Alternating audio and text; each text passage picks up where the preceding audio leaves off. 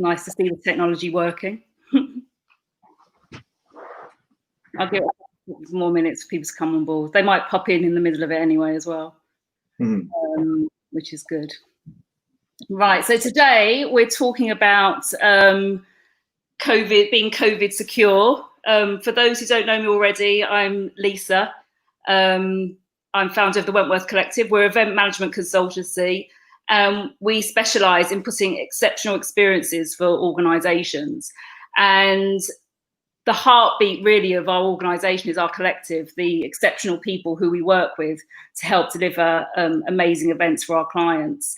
And I devised collective thinking, the past few weeks, because it came to me as we were in lockdown that it was actually through the collective and the people who we work with, who we're all helping and working together to help us move out of lockdown and move out of this crisis. And together we are stronger.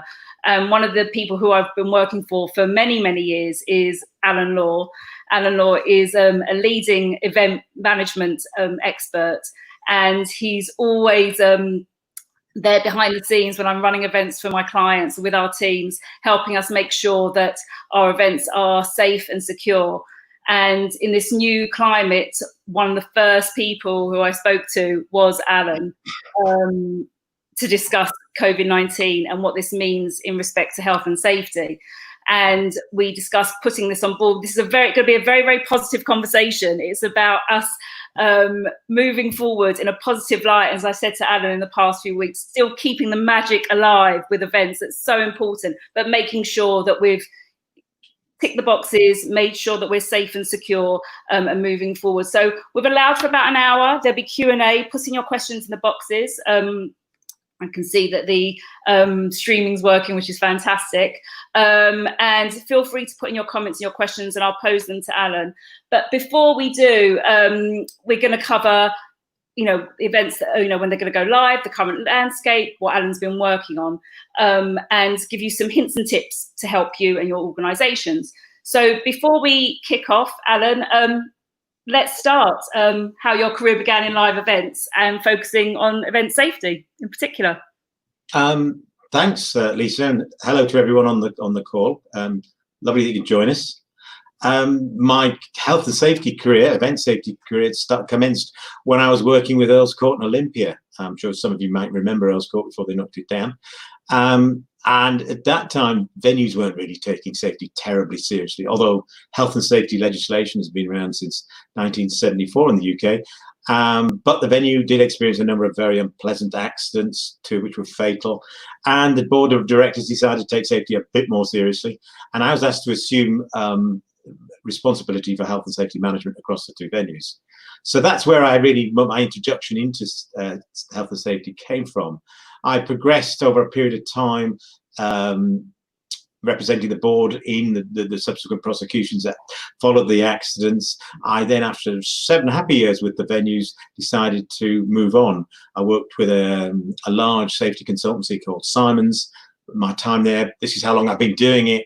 I wrote the venue safety management plans and the risk assessments for the Athens Olympic Games.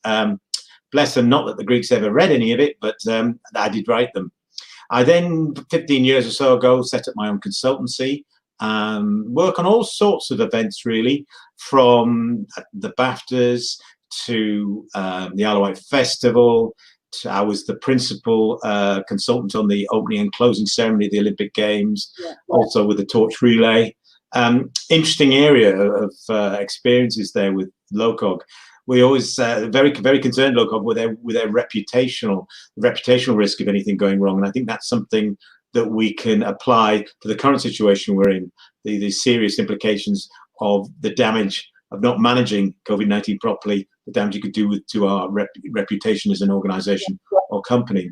Work on a lot of corporate events. Work with big companies like Google, for example, IBM. BP Castrol, just to mention a few, to give you sort of a flavour of what we do. A fair bit of training, as Lisa, you know, a little bit of lecturing. I've lectured on various event management degree courses at Birmingham, Glasgow, and indeed with City University. So that's kind of me, really. Yeah, and I've got to say, the training that you do is absolutely exceptional. You really feel empowered once you've had the training, and it's not such a scary subject. A lot of it is common sense, and we're going to talk about that a lot in the talk today. So we do have a lot to cover. Got quite a few questions to ask, but I'm going to kick off straight away. We certainly know that the landscape is changing on a daily basis. Even in the time that we've been prepping for this Q&A, Alan, we've seen, even from yesterday, it's been changing. But the first question I'm going to ask is, when do you think we're going to be able to deliver live events within the UK? Well, Lisa, good question. I mean, live events are actually happening as we speak. We discussed earlier, I was involved with the Peter Crouch TV event, which we'll come back to. I've got bookings for live events as early as October of this year. I've got an activation for a leading alcohol brand, hoping to go live at the end of July. Several virtual events with speakers and presenters and so on and so forth we've done in the last 2 weeks for IBM and Google. So yeah, it's already moving. So we're already doing live events. And what are they doing? I mean, how are they able to do that? If we take the Peter Crouch example, and I mean, from what we were saying, that was in full lockdown. What are they doing to ensure that they're COVID secure and COVID ready? Well, I think what's happened, there's been an absence of any solid UK government guidance on events, but there has been a number of guidance notes issued for other sectors. And what we used as a benchmark was the construction guidance. We applied the controls that were recommended in that guidance to the build and derig of the Peter Crouch TV programme in West London studios. And we were able to qualify why it was safe to deliver that event based on government guidance in another sector, which was almost identical to ours. And that's what we've tended to have to do in recent weeks, is taking what's being put out by government for other sectors and look at the similarities and parallels with our sector and then apply the controls. So that's interesting, really. So what we're doing is we're looking at other industries, seeing how they're getting back to business, for example, construction, and then using, I suppose, their guidance to then bring that into our industry to then make a plan moving forward. Absolutely, Lisa. That's exactly what we've been doing. Yeah. I mentioned to you earlier, I've been doing a lot of work in the wedding sector, which you can imagine they've been hit extremely badly by lockdown. And once again, no guidance for the wedding sector whatsoever. So we've looked at what's out there for recent agency guidance on office working. We've applied. There has been a little bit of retail guidance that we can apply as well. And as I mentioned earlier on, the AA, I believe it, the Automobile Association, has produced some excellent guidance for hotels and accommodation, all very pragmatic, nothing too prescriptive, all extremely applicable. Right. Yeah. And because, I mean, what can we learn then from these industries? You know, they're leading the way. What can we learn from them? What have they been doing? Or even in the small time, you know, we were saying with the Peter Crouch programme, how that was in full lockdown, it's changed now. What can we learn from what they have been doing, you know, to help us moving forward? What could we learn? I think we could, well, through applying their controls, we can learn we can proceed at a level with live events. And we need to keep abreast of the changes in government stance, the guidelines, so that we can develop the event industry at the same pace as other sectors are developing and moving on. I mean, I use the example of construction a lot because construction in a lot of cases didn't even close down. They continued right the way through lockdown with no change to the commercial element of their work activity. Oh, that's interesting. And we were talking before as well, because, you know, it's all very well, we're talking about September, it's a long way away, and how we can be ready. Certainly something that we've been discussing is that we have to be prepared, and something that we can learn. I know that you're working with some other industries at the moment who they haven't necessarily got a date for when they're going to be running an event, but they are making sure that they are ready and that they're prepared to be able to run those events. Can you tell me a little bit more about that? Very much so. I think the message really is, don't wait till we get the green light and then start planning, because you'll have lost a quarter easily. Yeah. Make sure you've got everything in place, your procedures, your documentation, you've had your discussions, you've agreed what level of social distancing you're going to implement prior to deciding, right, we need to go live. I think a good example of this is the work I've done with a large alcohol brand who have an activation all set to go live, which is a public activation, a lot of interaction involving obviously the sale and supply of alcohol and live music. They don't quite know when it will be appropriate to go ahead. They're planning to go ahead, start delivering at the end of July. However, they're wanting to have everything in place, their documentation, all procedures in place, ready well in advance, so that when they feel reputationally it's acceptable to go ahead, they can move straight forward with it. Interesting how they switched their role. This activation was designed to tour festivals this summer season, and clearly because festivals aren't going to happen, you know, the Glastonbury circuit, they've now reviewed where they're taking this to another sector.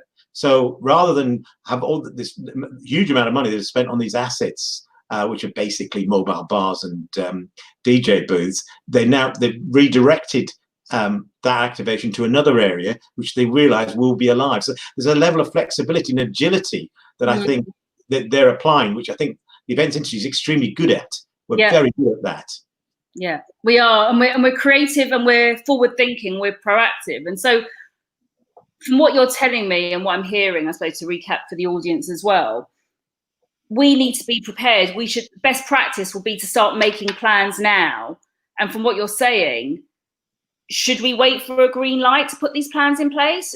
Are we empowered to put these plans in place ourselves? Is there a guidance, or is it common sense?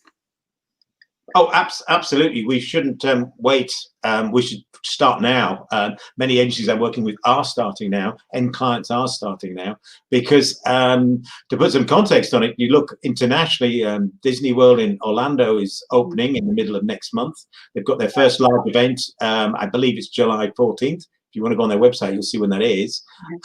There's international movement that will impact on the UK. The Messers in Germany, they're all open. The Ryan Amsterdam is open.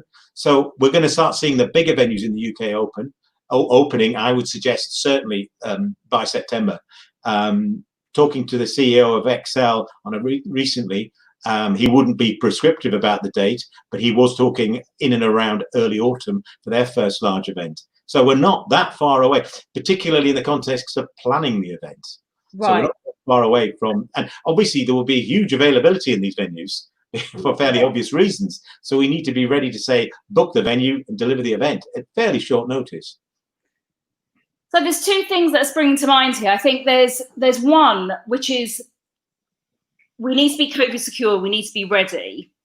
I think from an agency perspective, from a client perspective, they're going to be looking to agencies themselves to get ready. So I want to explore that and unpack that a little bit, but also venues as well. So I think if we start with the venues, what can venues do to support us in making sure and give us confidence that they're ready?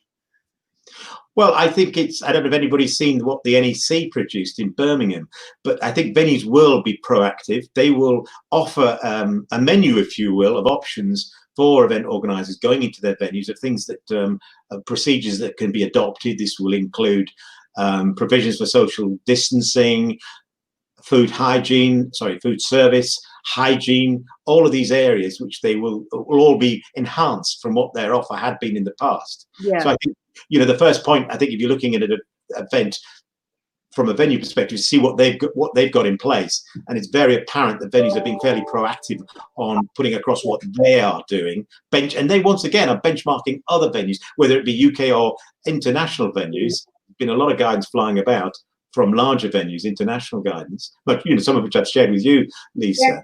Yeah. It's valuable advice. But bear in mind, we're not working particularly with legislation. We're working with advice and guidance, and it's down to us to interpret it as we see fit, as we see appropriate, as we think our clients will find it acceptable.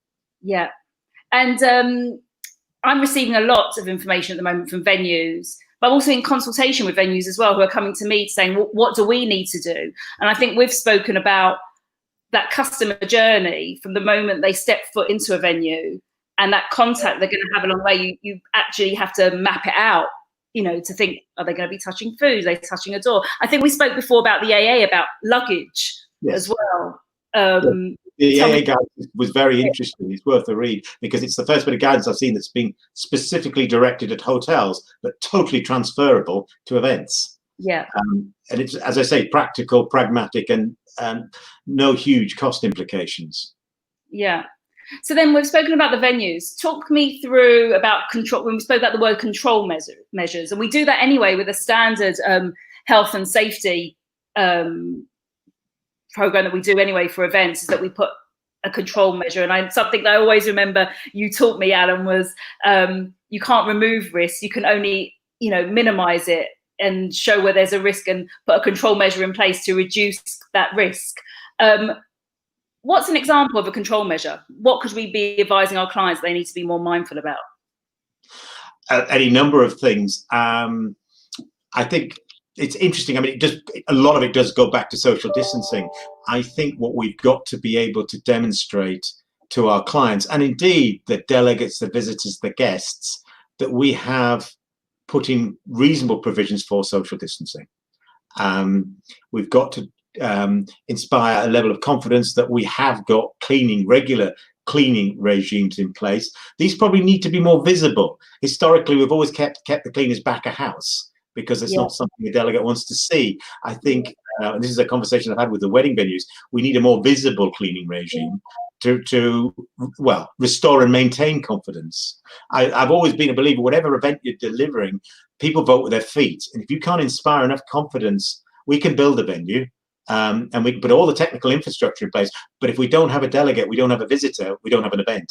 So we have to be able to demonstrate to the visitor delegate that we are taking the risk seriously, that we have got control measures in place that are reasonable. And we can talk about that in a bit more detail if you want, Lisa. But I'm thinking around the whole thought. I read a document recently that was talking about a thermal imaging system that had an alarm system on it. So when your delegate walked into the venue, an alarm went off. I mean, my goodness. Can you imagine what would happen? It just doesn't even bear thinking about. Or another document I read that said all delegates, and indeed everybody, event staff, should be wearing a mask.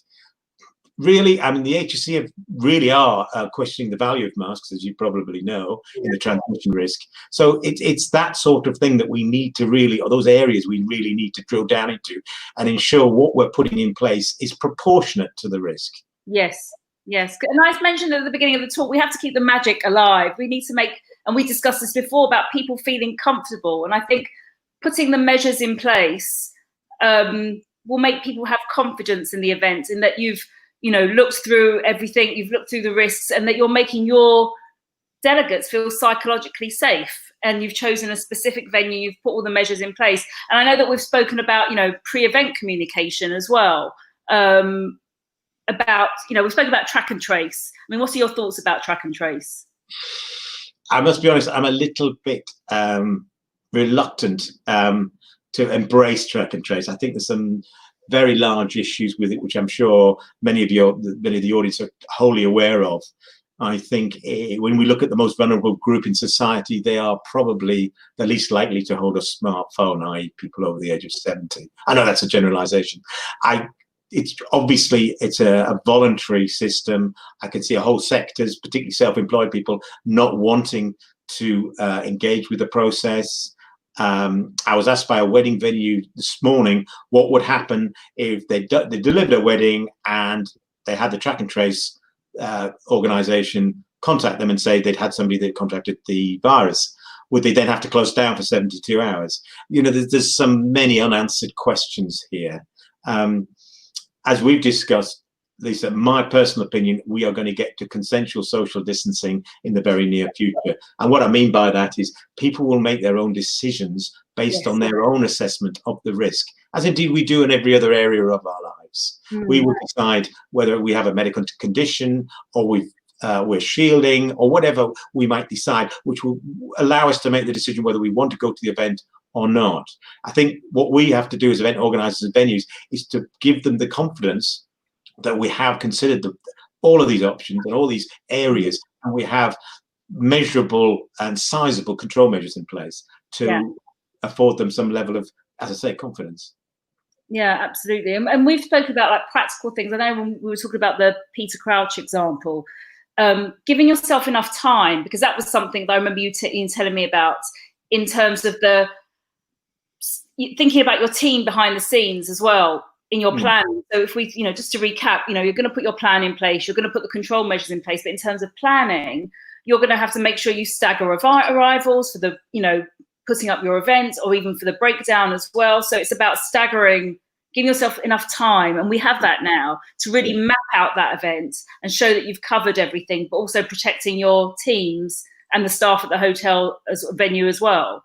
Yes, yeah, absolutely. And the other area that we discussed, Lisa, was succession management. That's always been it's always something we've considered, but it's something we need to consider probably in more detail. What happens if the event lead or a presenter, a speaker, a key technician contracts the virus? What level of succession management have we in place? Have we already worked out somebody almost standing by, fully briefed on the event, or the services, the event services, to step into that individual's shoes? And it was something we had to put in place for the Peter Crouch show. I was my colleague was actually delivered the on-site safety role, but I was on the sort of the standby man. I was on the substitutes bench. So I was had a daily briefing at the end of each day, so I could, if she couldn't contract the virus, I could step in the following morning and pick up where she left off seamlessly. And I think that's something we need to be mindful of in our event planning, more so, put it this way, than we have done in the past. Anyway. Yeah. And I think it's the other thing that we've been discussing as well, and giving people practical tips. We have our normal risk assessment, but now we need to have a COVID-19 risk assessment.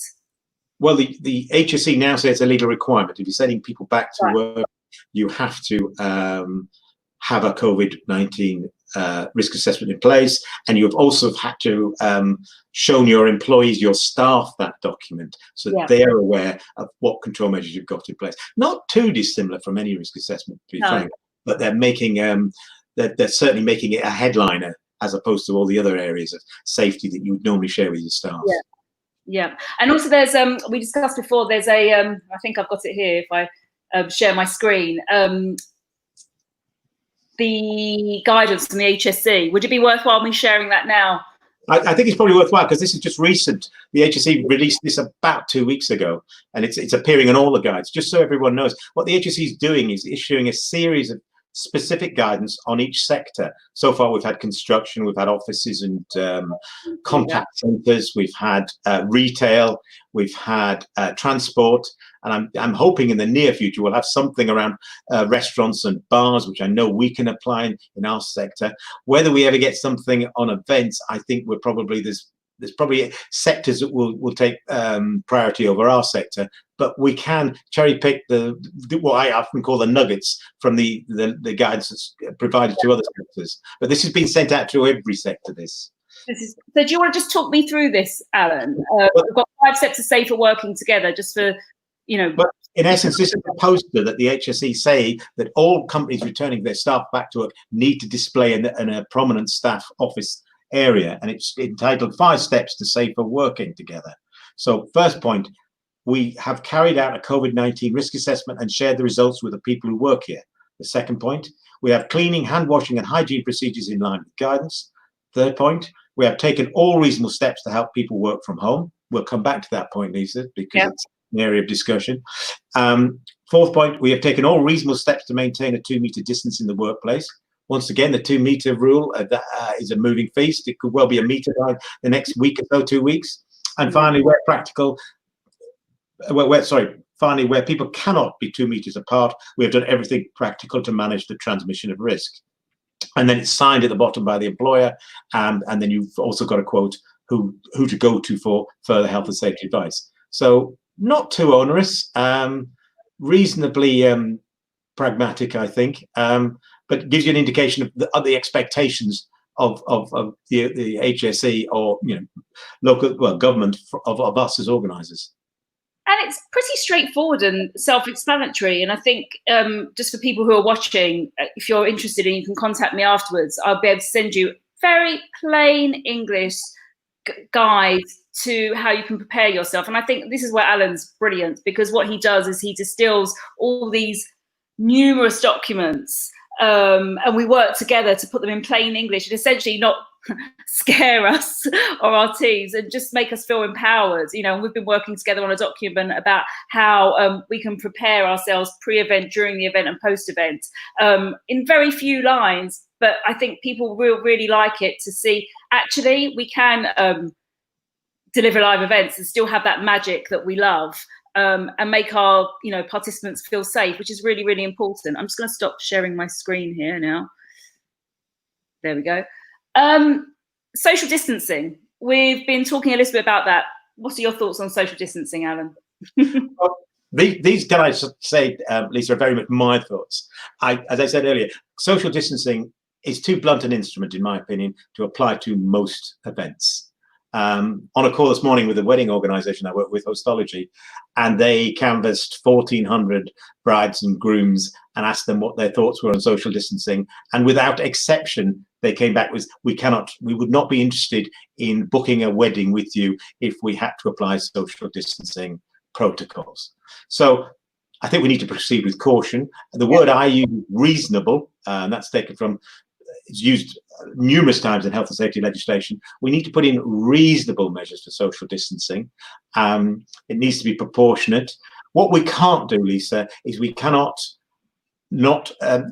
design spaces that do not facilitate reasonable social distancing, i.e. jam a whole load of people into a reception area, i.e. jam a whole load of people into an activation area. Maybe consider the social elements as well, which we'll discuss a bit more, I think, in the conversations. So that's what I feel very much, that we're going to come to a point where social distancing, as I said earlier, will become consensual. It's in all the documents I'm producing, I make it very clear that my client has made every effort to facilitate reasonable social distancing. However, it is self-regulatory. We can only put the provisions in. What the delegates, visitors, guests do with those provisions, we have no control over. To be sort of blunt, we can't walk around with a 2-meter stick and start saying, sorry, you're all too close to one another. It's neither reasonable nor delegate facing, nor is it our role. We're not enforcement officers here. We're really I think you gave a good example when we caught up last week, how when you're on site, everyone kept 2 meters apart until you got a plan in place, and then suddenly everyone was poring over this document to look at the plan. It's just not practical, really. Human behaviours, we can't. We can try, but with certain elements, we just won't try. I won't stop. Exactly. So, just to recap, we're halfway through, it's planning, timing, responsibility, using common sense, communication, and we're talking very much about live events. What else do we need to consider? I know that we've spoken recently, we're seeing a lot of online events in a very positive way. It's the new way of working. I'm getting, already this week, I've had lots of inquiries for online, but working in tandem, hybrid events, working in tandem with in-person events as well. What are your thoughts on that? Well, probably like you, Lisa, we've been involved with 2 hybrid events, one for Google, one for IBM last week. And this is where studios were used. There was a full show caller, producer, technical staff, full day's rehearsal. Then the following day, speakers arrived, and the presentation was delivered and broadcast. So we're already doing that. I think then, to use the expression that's terribly overworked at the moment, to use the new normal, I think any event we deliver will have to have a virtual element to it. Undoubtedly, I think we'll all agree there's no substitute to the face-to-face event. There never will be, because that human interaction is so important. But I think the virtual side of it will take carry far more importance. No longer will we just send a PowerPoint presentation as to the event that happened.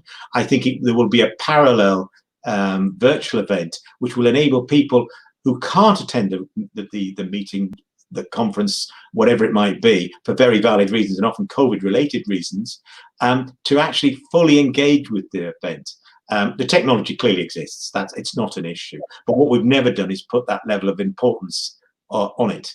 And as I said, I think it'll get to the point, and this is once again my opinion, I stress that much the way when the DDA, the Disabled Disabilities and Discriminations Act, came in a number of years ago, we were forced to take on board people with mobility issues and making provisions for them, and indeed hearing issues and sight issues and all those sort of issues, we will be expected to also have a provision in place for somebody who, for possibly COVID-related reasons, cannot attend the event. And this could be somebody that was planning to come the day before and was rang up by a track and trace organization and told to isolate for 14 days, but they still wanted to come to the event. They still wanted to engage with it. And it has to be a real, I believe, a live engagement. So it's a different approach, I suppose, than we've seen in the past. No, absolutely. Yeah. No, sorry, go ahead. Sorry, I didn't mean to interrupt. The other thing I think we discussed, because of this, I think we need to make our events more visually engaging. A man in a grey suit standing in front of a screen probably isn't as engaging as they need to be. I think we need to look at, and you mentioned one of your clients saying 3 hours is as long a session as you can ever do or deliver, and I think that's very true. I think they need to be shorter. I think that the business content needs to be looked at very closely and more focused in the content, so to keep it as relevant and as effective, if you will, as possible, particularly if you were looking or watching or engaging the event from a virtual platform. Yeah. When I spoke to my team, this week about it, we were likening presentations to TED Talks, and how you have to make sure that they're engaging. People's attention spans are diminishing as, we're talking about Zoom fatigue, but we need to make sure that they're engaging as well. But we need to make sure there is a place for online, because this is the way of the world now. People are going to be having online events and hybrid events. There's a solution there for people to have both. And I think to embrace it positively, because I think you can reach a far wider audience through putting your events online as well. So you're absolutely right, taking that into consideration. We also touched upon GDPR as well in terms of our planning, and in terms of making sure that that's covered in terms of information and how we gather that information as well. What are your thoughts on that? From what I've read, you apply the same protocols as far as you can. It's a bit of a minefield, as we know, GDPR, particularly with the track and trace protocols or applications. But I think we just have to apply the legislation as we've always done, and reassure the delegate client base that we will respect their confidentiality, their personal data. I don't think we can do much more than that, really. But the thing about track and trace, as I mentioned earlier, it is voluntarily. There's been some thoughts about, linking your registration to an event with a track and trace type of element. And I think it's an area I think we need to be careful of, an avenue we need to be careful of going down. It's a little bit like taking people's temperature as they walk into the venue. I always say, don't ask a question unless you're very sure of the answer. Yeah. You're happy to deal with the answer you're going to get. And I think that's an area I'd be, once again, cautious with. Yeah. So we need to put the measures in place. We need to make people feel secure. How can we, and we've discussed this before about, not waiting for the green light from the government. How can we collectively support each other? What would be your sort of nuggets for advice to keep moving? I think we carry on. We proactively look at what our event schedule going forward for the next 3, 6, 9, 12 months. We start penciling in when we'd like to do events, what format we think they can take, what element of the sort of hybrid side we can embrace. Look at the content. This is a sort of stage you need to be looking at content well out before you deliver the event. Look at, as I say, a more visual element to it. Look at your programming. If you could already open dialogues with various venues with regards to availability, COVID protocols that they may have in place. One thing that's very clear, different countries are adopting different protocols, different levels of control. I think it's very much keeping abreast of it. As I said, the extraordinary thing is how quickly this is moving. and that Yeah. nobody's an expert in this, Lisa. I often describe myself as the one-eyed man in the kingdom of the blind. Yeah. There are no experts. I read recently somebody saying, we will send a COVID-19 expert assessor into your venue. And I thought, I'd love to meet that individual. I think the other thing to mention is this isn't going to go away, Lisa. COVID most certainly will morph into or mutate into another virus. And we'll be dealing with this again next year and the year after and the year after. So what we have to identify the control measures that will carry us through the next virus that we're going to be hit with, because absolutely we are going to get one. And I think what we've learned from this was particularly the UK's government's approach to it is you've got to be prepared in advance to manage the situation. Also, I think with globalization, we're going to see more of these viruses. Okay, they seem on the face of it to all come out of China. Although I read yesterday, most of the UK virus came from France and Italy, I believe. Anyway, it's a new normal. So we need these are just not, we're not putting sticking plasters over a short-term problem. This is a change of working going forward, and I think that's very, very important to address. No, absolutely. And I think that's where we're here to help, because, we're working together. We've got the risk assessments, and already, even since we've been talking about this, the risk assessments that we've put in place and the control measures, that's changing. So the document is ever changing, and the control measures are changing. So it's about getting started and getting your plan in place now so that you're prepared when you do need to be nimble, like you were saying before, and adjust. That's really, really important as well. And I think we mentioned about venues. So what should we be asking our venues? We mentioned about the document from the AEO and the AEV, which is the Association of Event Organisers. They're there to support us. Yes, indeed. Well, that document, it's been a long time coming, but I'm reliably told we're going to get sight of it next week. And obviously, I'll share that with you as soon as I get eyes on. And hopefully that will give us some more concrete guidance as to how the big venues are planning to tackle the problem.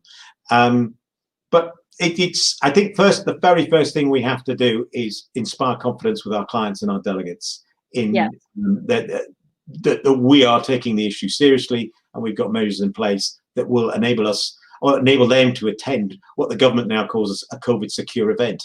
Exactly, and show examples of how it's been done with the past, like the examples you've been telling us.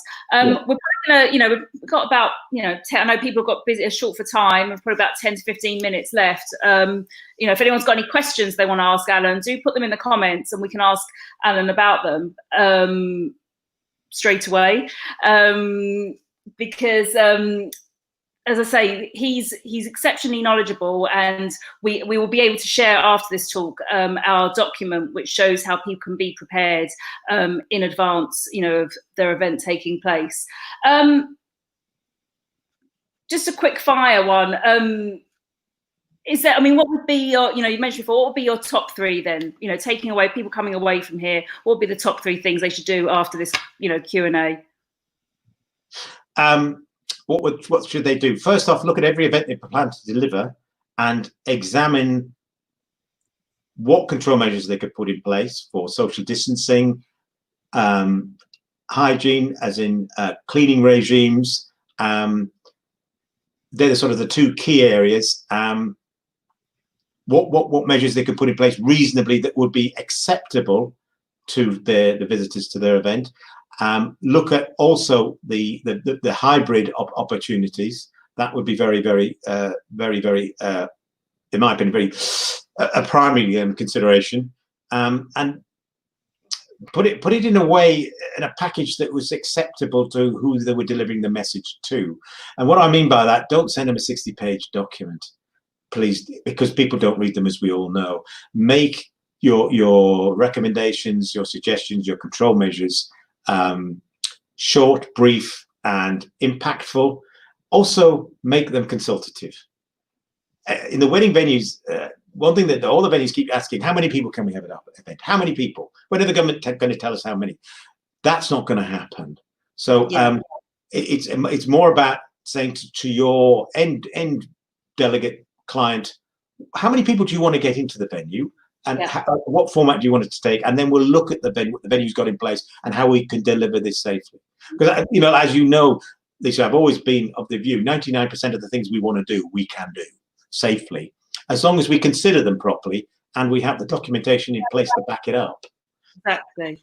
And what I hope, talking about risk assessment, what I hope we'll get to a point, at the moment I'm writing standalone COVID assessments, what I'm hoping in the near future, it will just become one part of your bigger risk assessment. In the same way we look at food hygiene, we look at allergies, we look at working safely, the build and the breakdown. COVID-19 or the management of the next virus that come along will just be another area, another risk that's assessed within your documentation. Yeah. Got one question that's come in. I'm just going to show it up on here. There's been a lot of talk of testing visitors before festivals check they're COVID-free so the event can go ahead. How likely do you think that is? I'm guessing you're referring to the Melvin Benn document that Festival Republic produced. The problem with the testing area is it's what you do with that information. You can test somebody, and this was something we looked at with a Peter Crouch event. A test only tells you that you've got it now. It doesn't tell you when you've been carrying it around for the previous 7 days. So it's once again an area that I don't think as organisers we want to go down. We might have, like a lot of a lot of the events I've done recently, you have a safety or a health declaration where your delegates, and it's all based on trust, like all of these things are, do declare that they haven't had the virus, or they don't have the virus, they haven't mixed with anybody that has the virus. But I think that's about as far as you can go, really. Yeah, yeah. And we've spoken. Coming back to that point, Lisa, I don't think it's our place as event organisers to put this. It's the government has its own track and trace system in place, and I think that'll exist wherever we work in Europe. I think that's sort of outside of our remit. Yeah, yeah. And it's about what you were saying before about being, consensual, what information people want to share and, making people feel comfortable about sharing that information as well.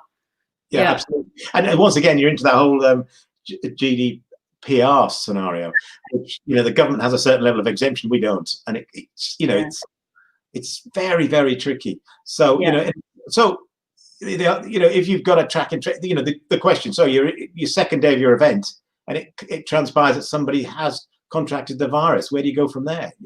And you're on a 3-day event, for example. It raises more questions than it answers, I think, within our sector anyway. Yeah, I hope that answers your question, Ali. Okay, so just if anyone hasn't got any more questions, we'll sort of wrap up, and just with a quick quick fire round. Just in the spirit of collective thinking, what would, or unless there's anything else that you want to add, sorry, Alan, I think that's it. I think we've spoken about, us, working together, and together we're stronger. Just in the spirit of the Q&A that I've been asking all my guests, what does collective thinking mean to you? Collective thinking. I think it's consultation. It's shared experiences, shared knowledge, shared expertise, and it's benchmarking other sectors for good practice. Yeah, absolutely. Because we can really learn. That's one thing we can really learn from other industries. Absolutely. We often think we're the only sector having these problems. We absolutely aren't. I was wholly unaware of the wedding sector until I got involved with it, and the horrendous time they're having it, particularly with regard to insurance companies, insurance claims. That's a minefield what's going on in that sector with regard to that. So, there's lots of shared experiences. Yeah, I agree. What have you missed? What's the first thing? What have you missed of life outside of lockdown? And what's the first thing you're going to do when normal life resumes? Go and have a beer in my local pub, I suppose. I think that would be nice.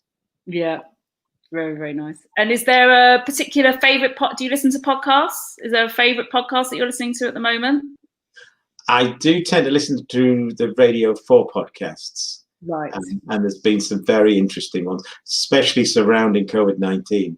Some very interesting alternative scientific opinions which I found very helpful in giving you a more balanced view of some of the advice that the media are pushing forward, as opposed to a more level scientific advice. Brilliant. Is there an episode in particular to share with the viewers? Or not one that springs to mind, because I've listened to so many, because obviously it's so relevant to our sector. There